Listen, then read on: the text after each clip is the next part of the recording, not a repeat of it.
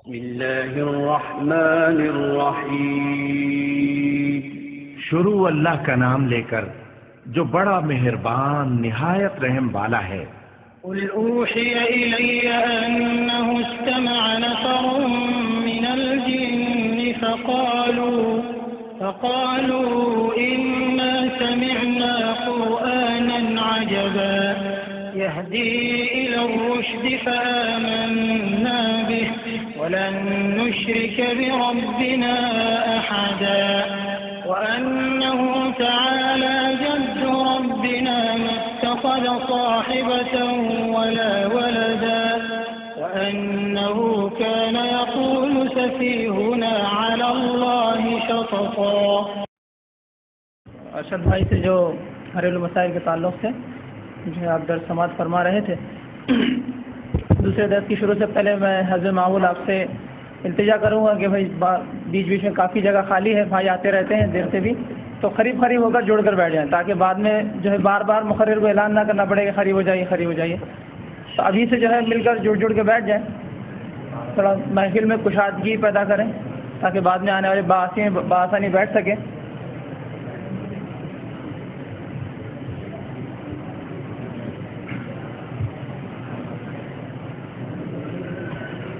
بھائی جو پیچھے بیٹھے ہیں وہ آگے آ سکتے کیونکہ وہاں ٹیکا بھی نہیں ہے، تھوڑا آگے آ جائے، قریب آ جائے۔ جزاک اللہ۔ اس سائڈ پہ جو کیمرے کے ٹیبل کے پاس بیٹھے ہیں وہ بھی آگے آ جائے، تھوڑا سا تاکہ جگہ ہو جائے۔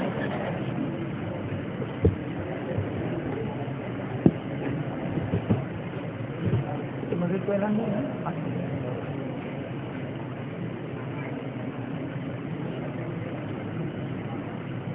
کیمرے کے بازو کی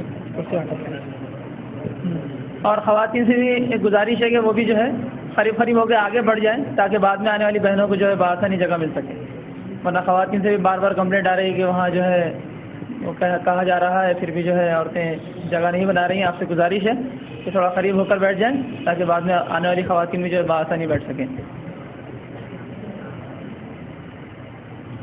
کرسی جو ہے نا اس کو بازو کرو۔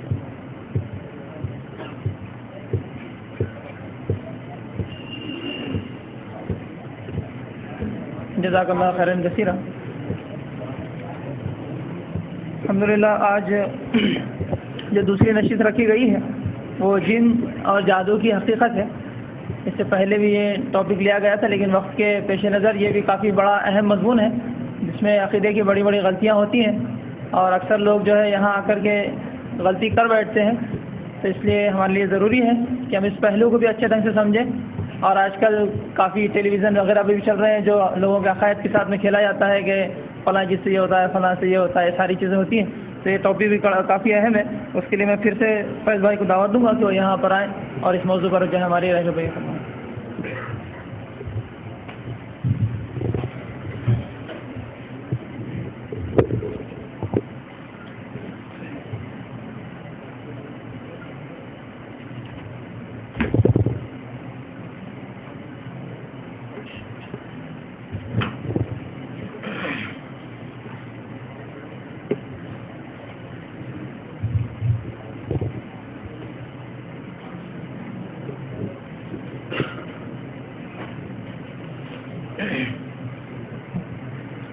اعوذ باللہ من الشیطان الرجیم، بسم اللہ الرحمن الرحیم، ان الحمد للہ نحمده ونستعینه ونستغفره ونعوذ باللہ من شرور انفسنا ومن سیئات اعمالنا، من یهده اللہ فلا مضل له ومن یضلله فلا هادی له، واشهد ان لا الہ الا اللہ وحده لا شریک له، واشهد ان محمدا عبده ورسوله، وبعد، فإن خير الحديث كتاب الله وخير الهدي هدي محمد صلى الله عليه وسلم، وشر الأمور محدثاتها وكل محدثة بدعة وكل بدعة ضلالة وكل ضلالة في النار۔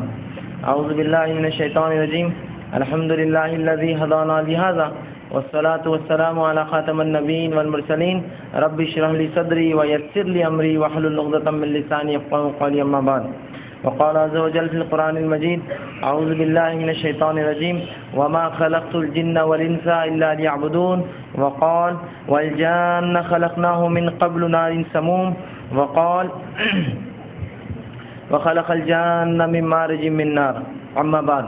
تمام تعریفیں اس اللہ عز و جل کے لیے لائق و زیبا ہے جو تمام جہانوں کا بنانے والا اور اسے پالنے والا ہے، اور درود السلام اس کے آخری نبی محمد صلی اللہ علیہ وسلم پر. الحمدللہ جس طرح سے یہ اعلان کیا گیا تھا کہ انشاءاللہ العزیز آج چند مختصر سی باتیں میں آپ کے سامنے جن، جادو اور اس کی حقیقت پر رکھنے کی جو ہے کوشش کروں گا.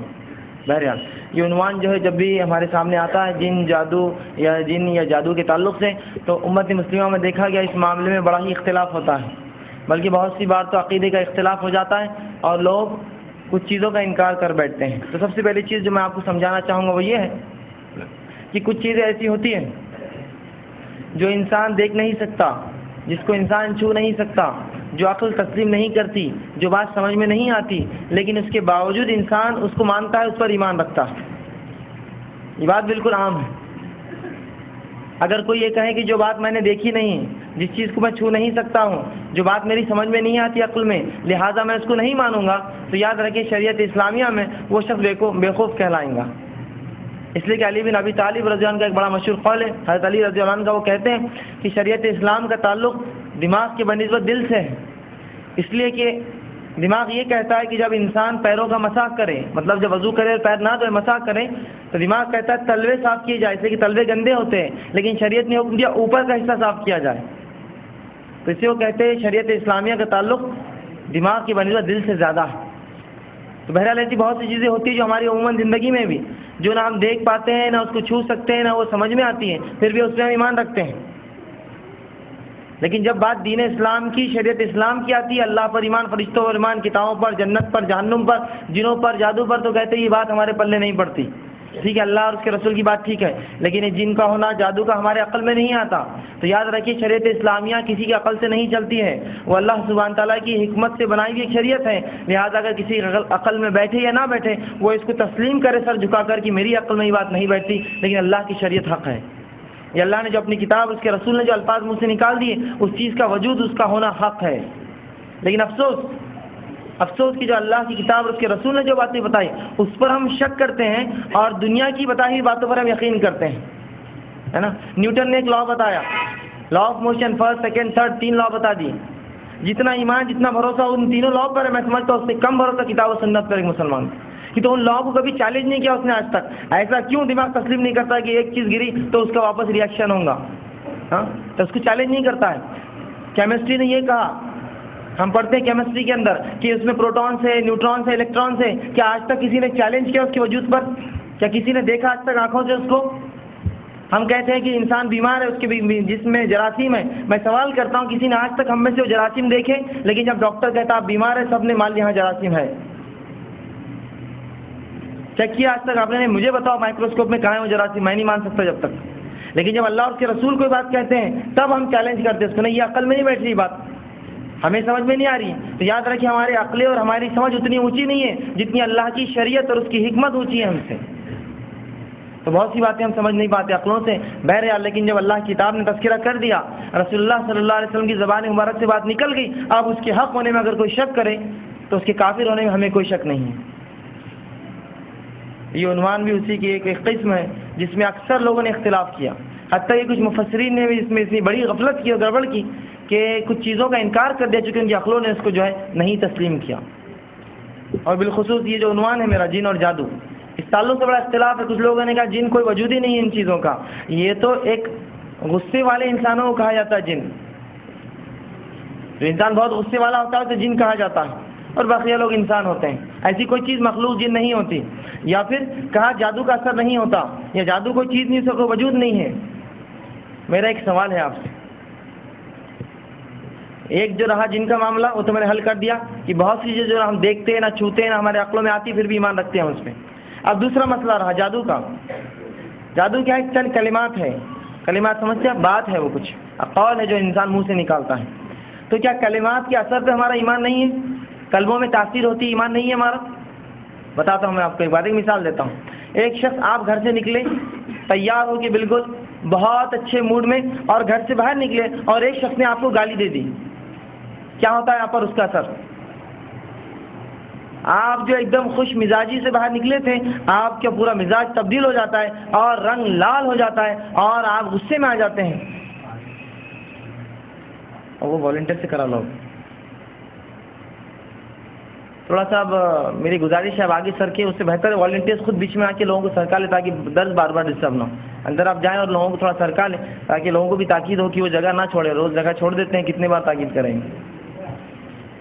بہرحال آپ بیچ میں آگے کر دیں، میں درس دیتا جاؤں گا. اب جو ڈسٹرب ہو وہ آپ کو، مجھے نہ ہو.